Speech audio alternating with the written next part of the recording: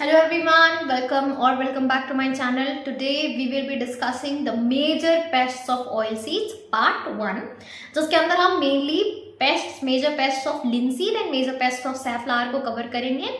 So without any further ado, let's start. तो सबसे पहले we will be talking about linseed bud fly. देखो बहुत important है linseed bud fly. अब ये होता क्या है एग्जैक्टली ये बिलोंग करता है, इसका नाम है डैशीन्यूरा लिनी. सबसे पहले साइंटिफिक नेम के ब्रेकडाउन से शुरू करते हैं. डैशीन्यूरा लिनी. अब देखो डैसी वर्ड का मतलब होता है हैरी, न्यूरा मतलब नर्व्स या वेनेशन, एंड लिनी मतलब लीनियम यानी कि लिंसीड फैमिली. ठीक है, तो डैशी न्यूरा ये पूरी इसकी आइडेंटिफिकेशन इसके नाम से ही हो जाती है. डैसी का मतलब है हैरी, तो ये कैसा होता है, हैरी होता है. न्यूरा का मतलब होता है नर्व या वेनेशन, इसमें रेड्यूस्ड वेनेशन देखने को मिलती है. अब ये आप कैसे याद रखोगे, ऐसे याद रखोगे कि ये बिलोंग करता है टू ऑर्डर डिप्टेरा. और जब हमने टेक्सोनॉमी पढ़ी थी, बेसिक क्लासिफिकेशन पढ़ा था, तब हमने देखा था कि डिप्टेरा का क्या मतलब है, डाई मतलब टू और टेरा मतलब विंग्स. तो ऐसे इंसेक्ट्स जिसमें केवल 2 विंग्स होते हैं, या कह सकते हो एक पेयर ऑफ फंक्शनल विंग्स होते हैं, वो आपके डिप्टेरास होते हैं. बाकी जो हाइंड विंग्स होते हैं वो क्या बन जाते हैं, हार्टियर्स बन जाते हैं. ये हम पहले से जानते हैं डिप्टेरा के बारे में. तो ये जो आपके जितने भी फ्लाइज हैं वो आपके डिप्टेरा में आते हैं. तो ये आपका Diptera, order Diptera and family Cecidomyiidae, ठीक है, इसमें आता है. तो इसमें एक्चुअली जब मैंने वो पढ़ाया था तो मैंने बताया था कि सिसिडियोमाइडी में आते हैं आपके गालमिजेस. तो जो आपका लिंसीड बडफ्लाई है वो एक तरीके का गालमिज है. ठीक है, अब गालमिज का जो मेन डैमेज होता है ना, वो होता है कि गाल फॉर्मेशन उसकी देखने को हमें मिलती है. तो हम समझेंगे कैसे. तो नाम इसका है डैशीन्यूरा लिनी, एंड ये बेसिकली डैशीन्यूरा से मतलब है कि हैरी बॉडीड होता है. एंड रेड्यूस्ड वेनेशन हमको इसके केस में देखने को मिलती है with order Diptera and family Cecidomyiidae. अब इसकी हम लोग आइडेंटिफिकेशन करते हैं. देखो एक तरीके से है तो एक फ्लाई, तो ये किस तरीके का होता है, बहुत स्मॉल होता है और बहुत फ्रजाइल होता है, मॉस्किटो लाइक दिखता है ये फ्लाई. लेकिन इसके जो लेग्स होते हैं वो एक्सट्रीमली स्लेंडर, पतले पतले लंबे लॉन्ग स्लेंडर लेग्स हमें देखने को मिलते हैं. इमेज में दिख रहा होगा. And moniliform type of antenna is there. जो विंग, अगर विंग की बात करूँ तो ट्रांसपेरेंट विंग है और रिड्यूस वेनेशन हमको देखने को मिलेगा. इसके बाद जैसे इसके नाम सजेस्ट करता है डैशीन्यूरा, ये पूरी की पूरी इसकी बॉडी कवर्ड होती है in fine hairs and its colour is pale orange to brown in colour. That is an adult. लेकिन जो मोस्ट डैमेजिंग स्टेज है वो तो लार्वल स्टेज है. तो लार्वल स्टेज लेगलेस होती है, मैगट लाइक होती है. ठीक है, इनिशियली व्हाइट कलर के होते हैं, later on orange pink colour में ये कन्वर्ट हो जाते हैं. हेड इनकी पुअरली डेवलप्ड होती है and this is the most destructive of all. ठीक है, अब इसका हम लोग नेचर ऑफ डैमेज समझते हैं. Nature of damage is very clear from the name itself, it is a bud fly. तो ये बेसिकली किस पार्ट को अफेक्ट करता है, प्लांट की बर्ड्स को अफेक्ट करता है. किस तरीके से अफेक्ट करता है वो हमें समझना है. देखो जो फीमेल होती है वो अपनी एग लेइंग करती है जाकर के प्लांट में, बड के, लिंसीड के बड के अंदर.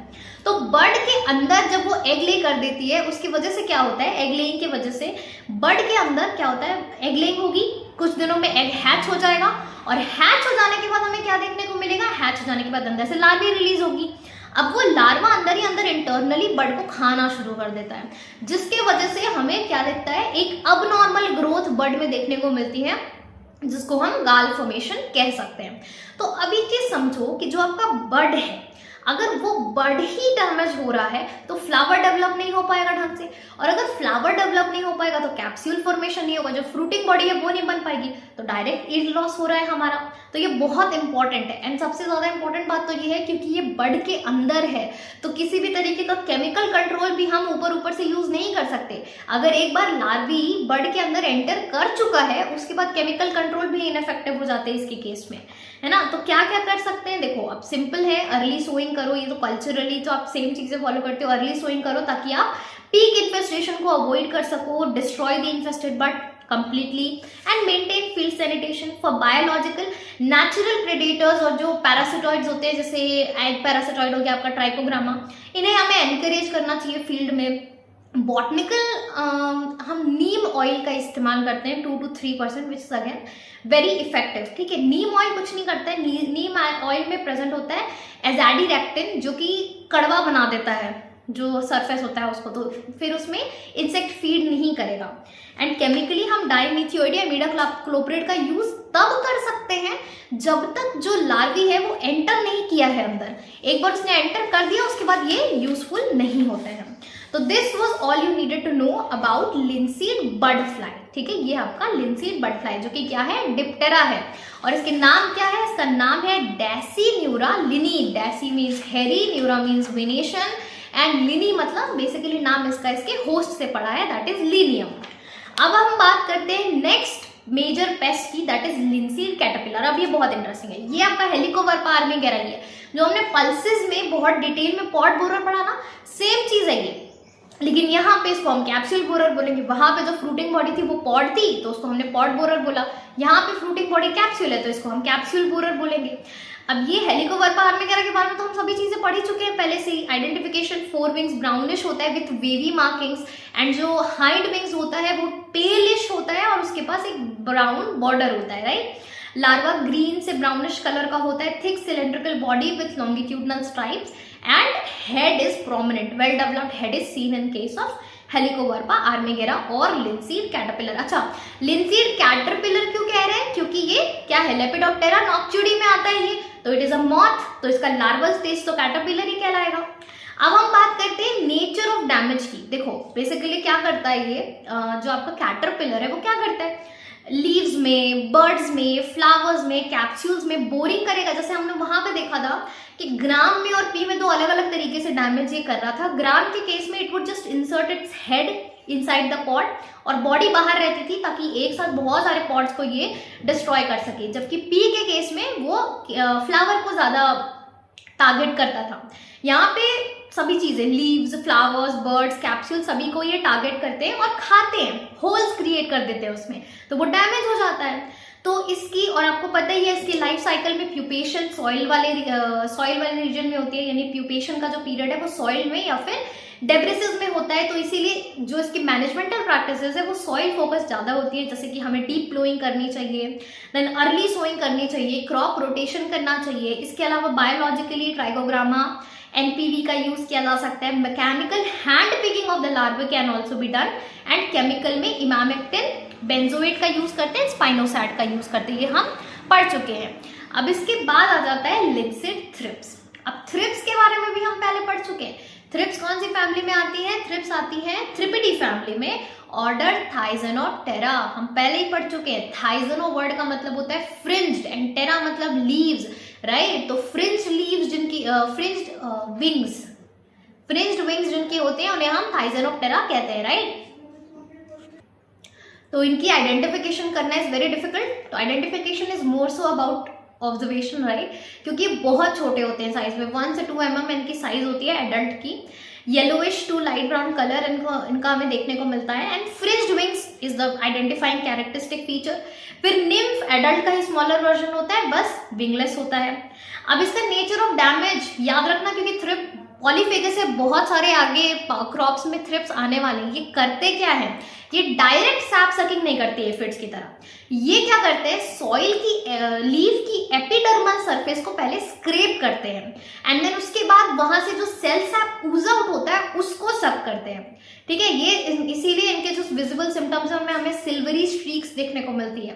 तो ये इस तरीके से प्लांट में डैमेज कॉज करते हैं। तो इसे leaf curling, distortion, flower discolouration, इस टाइप की चीजें हमें प्लांट में देखने को मिलती है। तो ये इसका जो डैमेज है ना, nature of damage, it is diffused widespread injury to the entire physiology, एक पार्ट पे ये सीमित नहीं है।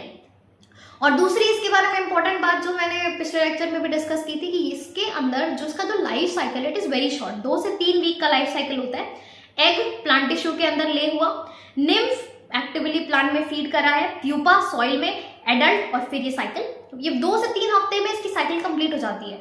Due to this rapid life cycle population explosion होता है जल्दी जल्दी, यानी कि बहुत जल्दी इसके अंदर क्या हो सकता है, पॉपुलेशन आउटब्रेक हो सकता है 2 से 3 वीक्स में ही। तो इसकी मैनेजमेंट के लिए अगेन फील्ड सैनिटेशन मेंटेन करनी चाहिए। वीड्स इनके अल्टरनेट होस्ट होते हैं, हमें उन्हें रिमूव कर देना चाहिए। And overcrowding, as I mentioned earlier, इसमें ओवर क्राउडिंग हमें बिल्कुल अवॉइड करनी चाहिए, because thrips thrive in dense humid conditions, humid microclimates. Then biologically हम ladybird, beetles, lacewings as a natural predator use कर सकते हैं, इमिडाक्लोप्रिड, साइनोसैड एज केमिकल्स का इस्तेमाल हम कर सकते हैं। नाउ सैफ्लावर में लास्ट पेस्ट जो हमें डिस्कस करना है that is safflower bird fly, very important, ठीक है, क्योंकि अभी अभी हमने लिंसीड बर्ड फ्लाई को डिस्कस किया। तो क्या लिंसीड बर्ड फ्लाई और सैफ्लावर बर्ड फ्लाई सेम है? तो नहीं, एक्चुअली में दोनों डिप्टेरास ही हैं, क्योंकि दोनों फ्लाइज हैं। लेकिन जो हमारा लिंसीड बर्ड फ्लाई था दैट इज सिसिडोमाइडी फैमिली को वो बिलोंग करता है, वाइल ये जो है ये थेप्रिटिडी फैमिली को बिलोंग करता है। तो इनका नाम होता है Acanthiophilus helianthi, completely dedicated to the sunflower safflower family, ठीक है। एकेंथियोफिलस हेलियांथी पे ये इसका नाम है, साइंटिफिक नेम है इसका, ठीक है। तो ये बेसिकली बहुत स्मॉल फ्लाइज होते हैं with yellowish marking in their body and they are active flyers, while larvae इनका मैगट लाइक होता है, क्रीमी वाइट कलर का होता है। तो ये इनमें भी बेसिकली, अब देखो उसमें लिंसीड में मेनली जो एग लेइंग थी वो बर्ड में हो रही थी, यहाँ पे एग लेइंग करता है जो हमारा एडल्ट है वो फ्लावर हेड में। तो ये दोनों में डैमेज का डिफरेंस है, ठीक है। लार्वी फीड्स इंटरनली, बड डिफॉर्मेशन हमको देखने को मिलता है, पुअर फ्लावरिंग देखने को मिलती है, सीड प्रोडक्शन रिड्यूस होगा उसी वजह से। तो बर्ड्स में एग लेइंग हुई, लार्वी ने इंटरनली फीड किया, इसके बाद प्यूपेशन सॉइल में, फिर अडल्ट इमर्ज हुआ और फिर ये साइकिल रिपीट होती जाती है। तो इसके मैनेजमेंट के लिए भी हम वही कॉमन प्रैक्टिसेस अडॉप्ट करते हैं, जैसे timely sowing, removal of infested buds, neem sprays and इसके अलावा इमिडाक्लोप्रिड एंड डाइमेथियोर जैसे केमिकल्स का इस्तेमाल किया जा सकता है। तो this was all we needed to know about linseed and safflower.